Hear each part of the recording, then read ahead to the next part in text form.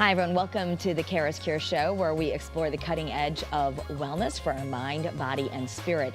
October is ADHD Awareness Month, and it's something that more and more kids are being diagnosed with. We're up to about 6 million kids, according to the CDC in America.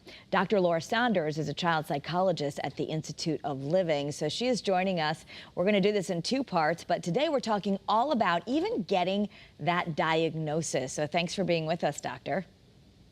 Thank you for having me, Kara.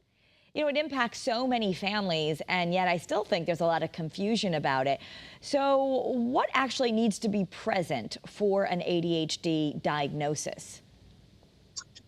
Okay, so ADHD, attention deficit hyperactivity disorder. And, it can be with or without the hyperactivity component. As you stated, it's actually one of the most common neurodevelopmental disorders of childhood. And even there's a huge movement to diagnose it in adulthood. But even if you diagnose it in adulthood, you need to track it back to childhood. You don't just develop an attentional disorder in adulthood. That would be most likely, it could be anxiety, it could be trauma, it could be something else. So usually when it's diagnosed in adulthood, you do need to track it back to childhood. And, we're going to talk about the core symptoms. But there is a lot of, I think, misinformation about ADHD that, it's just kids being kids or kids being active. I am all about taking a developmental approach, and that children need to be active. They need to run around. School is a difficult setting for a lot of kids, not just kids with an attentional disorder. But what we're looking at is that subgroup of children whose attentional issues or motoric restlessness is above and beyond what their peers have. Okay. And so let's break down those symptoms. When we talk about overactivity, overly active, you might say motoric restlessness, but for the mom who's looking at their kid, like, what does it look like where you'd be like, I need to get this checked out? Okay, so I'm going to read off the symptoms so you actually know what they are, right? So often fidgets with hands, taps hands or feet, squirms in seat. Often leaves seat in situations where remaining seated is expected. Runs about or climbs in situations where not appropriate.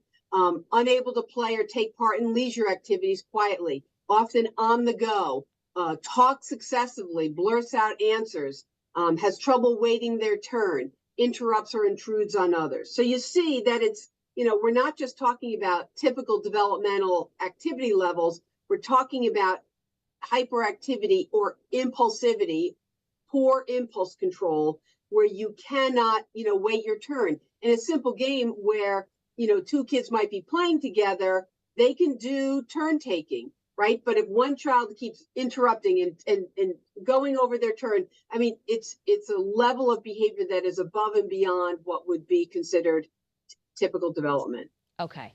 And we also need to address that, as you said, and I know there's even been a movement, some people have been saying we should rename it because the hyperactivity isn't always there.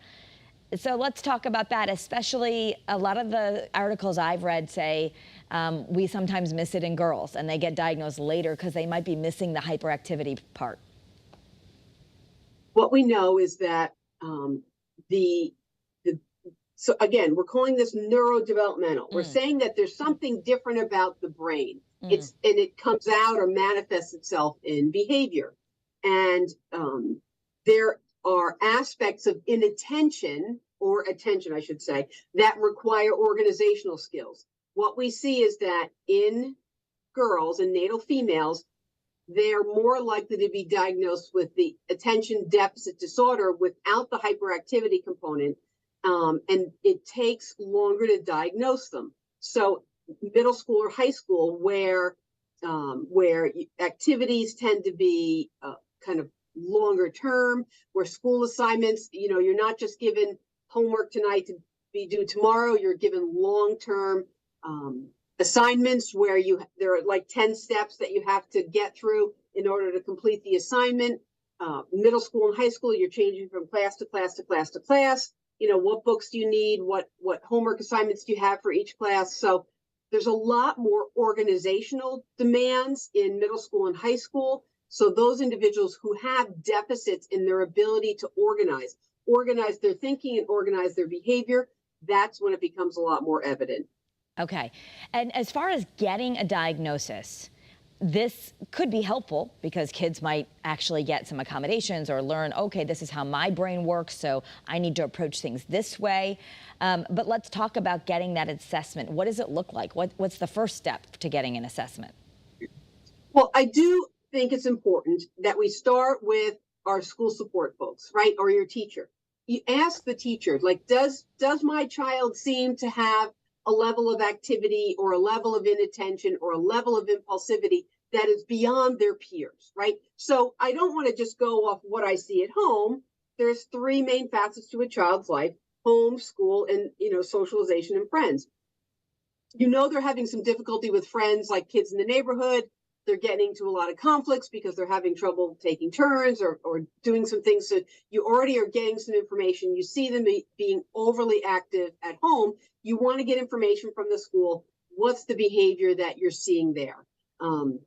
So once you get that information, and now you're, concerned that your child's inattention, impulsivity, and activity level are having a negative impact on their social life, on their academics, that's when you go and get some type of assessment. You can talk to your pediatrician. Pediatricians can do that assessment. You can talk to a mental health professional, psychologist, psychiatrist, clinical social worker, and they can help you with that assessment, especially a child and adolescent person.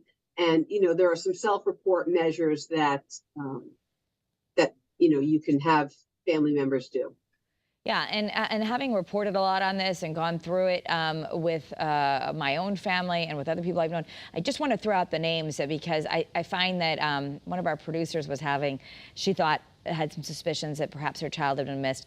And maybe you just want to go online, you can download these forms and look at them and then bring them to your pediatrician. But the forms that you guys like to use that are more official than some of those quizzes you might see on social media or whatever, but there's the Vanderbilt and the Connors, right? Yes. And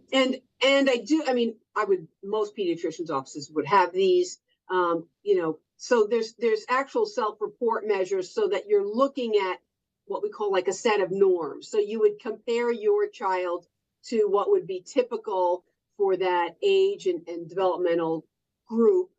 So you're getting a sense, are they really outside that range? Are they really atypical and struggling? I mean, you might know that they're struggling, but you also want to get a sense of where they fall on what we call norms. So I think that some parents are also, as much as we want to help our kids, I've also heard this sentiment, like I kind of just, quote, was afraid. I didn't really want my kid to have anything, quote, wrong with them. Maybe that sometimes is an obstacle to really getting a diagnosis. But why do you think, from where you sit, it's really important to have a diagnosis?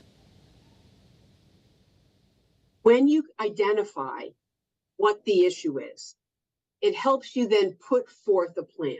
I mean, what you're sharing there, Kara, is again, it's the stigma of mental illness. It's the stigma of being different in any way. We're a society that likes people to fit into cookie cutter boxes. So you're addressing stigma. And sure, I know friends, family members that didn't want to address significant attentional disorders, and then they let it go, right? We're going to talk next week more about interventions, where we can talk more about medication and classroom interventions and those kinds of things. But when you identify what an issue is, you actually help someone. You help them realize that, oh, that's why I have difficulty doing X, right? You validate their sense of what they might be struggling with. So it really is important, I think, when you see your child struggling, that you get them the help and support, and that includes identifying the issue and getting a diagnosis. Right. And let's be clear, ADHD is not a deficit in intelligence or abilities. there are actually some superpowers, some would say, that come with it. But I think sometimes kids might feel bad, but this is just about more how your brain works, right? Yes, it's called a neurodevelopmental disorder. And I know this sounds a little kooky, but I always give it like, well, 100 years ago, how did we look at something like this? Well, 100 years ago, not every high school was push kids on a college track, right? Not every high school 100 years ago was making sure that everyone went to college. There are individuals that need to do very physically active things. All the trades, all of the types of jobs and careers where you're working with your hands, or you're just more physically active. I can't say that there isn't an accountant with ADHD, but those kind of sedentary jobs where you're sitting at a desk or sitting in front of a computer, where you have an overactive mind and body, it's really, really hard. So let's find matches for these individuals who, many of them are very bright, but there's many different types of intelligences. And, they might have a more of a visual spatial intelligence, or they might have more of a kind of logical linear intelligence. There's all different kinds of intelligences. And so it's really finding the fit, finding a pathway for our young people that maximizes their strengths and sort of helps them manage any of their deficits or weaknesses. Mm-hmm, mm-hmm. And I do want to say, like you said, we're going to do this because it's ADHD Awareness Month. The next podcast, so wait for that to quote unquote drop next week on Wednesday. We'll be talking about medications and all this, but I do want to, just in case you're only listening to this, you deal not with prescribing medication, but with helping people find strategies for their symptoms, getting a diagnosis, and of course, the effects of medication. And for some kids, it's really important, right? For some children who have severe attentional impulse control difficulties, as well as the motor component, there are very well tested, long-standing medications. And again, I'm not a psychiatrist or a physician, I'm a psychologist, but there are medications that have found to be very, very helpful. And and I'm not going to get into the whole neurobiology of it, but what's interesting is that the medications that are very helpful are stimulant medications, right? And you'd think a stimulant would make you more active, but in fact, what it does is there's some belief that there's some underactivity in the brain, and so it helps increase focus and increase your ability to pay attention. These are some of the longest standing, most well-researched medications that we have in all of child and adolescent behavioral health. And I think what's also important to note is that I've had many, many parents say to me, well, I don't want to give my child a medication because it's just going to make them dependent, and then it's just going to make them more likely to be a substance user. Actually, what the research shows is that if we can address frustration tolerance and impulse control in these individuals who have primary ADHD, if we address the two core symptoms, frustration tolerance and impulse control, and sometimes that is through medication, but there are strategies as well. What we do is we decrease the likelihood that those individuals will use substances in their adolescence and young adulthood to manage those symptoms. So medications doesn't in fact make someone more dependent or more likely to engage in substance use in the future. It in fact makes them less likely to engage in substance use, because those substances, whether it's smoking marijuana or, alcohol, those are used to manage their symptoms in a way that is much less healthy than a medication. And that's, I don't want to go too off track, but just as long as you bring that up, we've done other interviews with you about nicotine, marijuana, all of that kids are experimenting with actually affects the developing brain, specifically the area that controls attention. Yes, absolutely. And well, I always say nicotine's, right, this is a little off track, but nicotine's the true gateway drug. The belief used to be that marijuana was the gateway drug. But I believe really nicotine's the true gateway drug, because nicotine is something that many young people can get access to. And it's that first experience of taking a substance in that modifies your brain, right? I've never been a smoker, but I've heard many, many individuals say, it makes me feel calm, right? So nicotine's that first experience where you feel calmer, and so that's the association. I take something into my body and it changes the way I feel. Yeah, so when we have, we're talking about the road to diagnosis with ADHD, and for adults, a lot of times it's something that occurs to them or they notice. I hear a lot of doctors say that they end up diagnosing parents because they realize, oh, I had this when I was a kid, or I have these same issues. So there is a hereditary component to ADHD, right?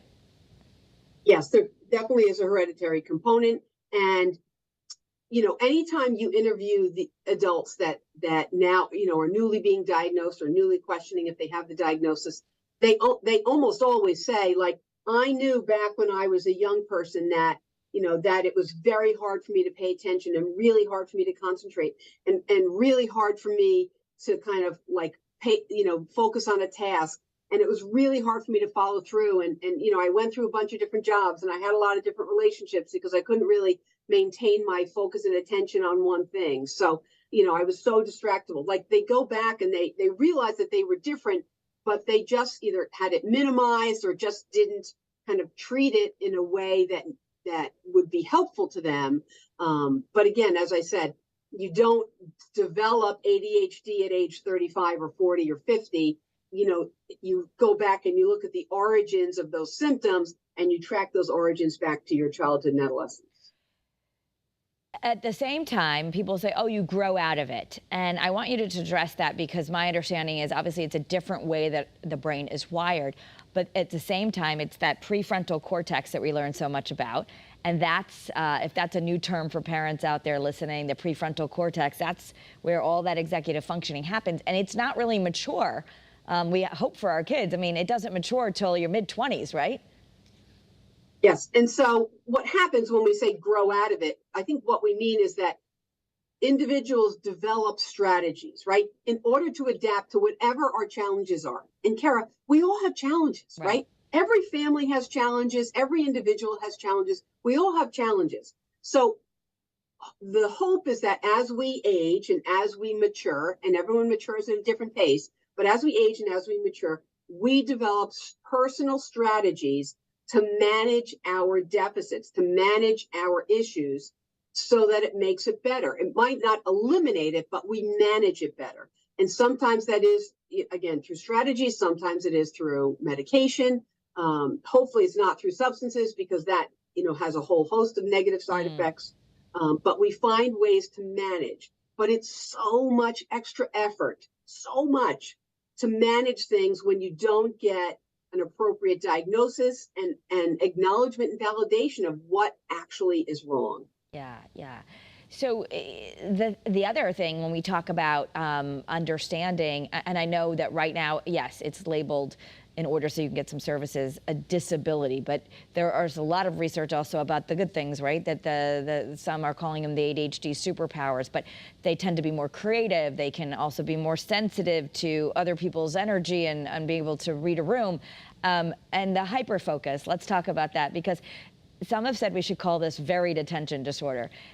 For some, it's not that they can't pay attention, but it's very hard for them to pay attention for things, for a non-preferred task, for like homework or things they don't want to do. That's exactly it, right? So for any time I've talked to a parent about this, they said, well, my child can sit in front of a TV and watch cartoons for hours, or my child can sit in front of a video game and play for hours at a time. But you have to think about those situations. While it might look like they're sitting in one place, and they might in fact be sitting, we're talking about highly stimulating activities. So a video game is constant stimulation. It's constant, constant, constant. You're moving the controller. You're doing things. You're moving. You're going up levels. It's constant stimulation. So it's considered actually highly stimulating. So that is what's keeping the brain activated and involved. That's very different than learning your times tables. That's very different than learning to read. That's very different than some of the skills that we develop in school, which we all need core basic skills. in order to function and be successful. We don't all need to be rocket scientists, but we all need a core group of skills. And so that kid that can sit in front of a TV monitor or video game console for hours at a time, in fact, is probably more likely to have an attentional disorder because it's so highly stimulating and engaging. So I am also wanting to get into what about for ADHD kids, getting that diagnosis can mean that they're going to have some accommodations in school. And the way to do that, I just want to make sure that parents, as we toward the end of this podcast now, know, okay, how do I do this? So step one, you're going to check with school. And if you're in a public school, they might have some testing that they could do. You can ask for that. And also you're going to ask your pediatrician. That would be the beginning of let's try and get a diagnosis here. Yes. So schools, all schools in Connecticut should have a school psychologist on staff. All districts should have a school psychologist on staff who can administer some of these self-report measures. And again, you want corroborating information from teachers and the school support personnel that, yes, it does seem like your child's attentional issues or impulsivity or activity level is beyond what is developmentally typical for a child of this age. They can give you some of those self-report measures, and there are accommodations. And as I said, as we both said, we're going to talk more next week about some of the accommodations, because I do think that, ideally all children deserve some kind of accommodations because we all learn differently. But I understand in public education system, that's not necessarily possible.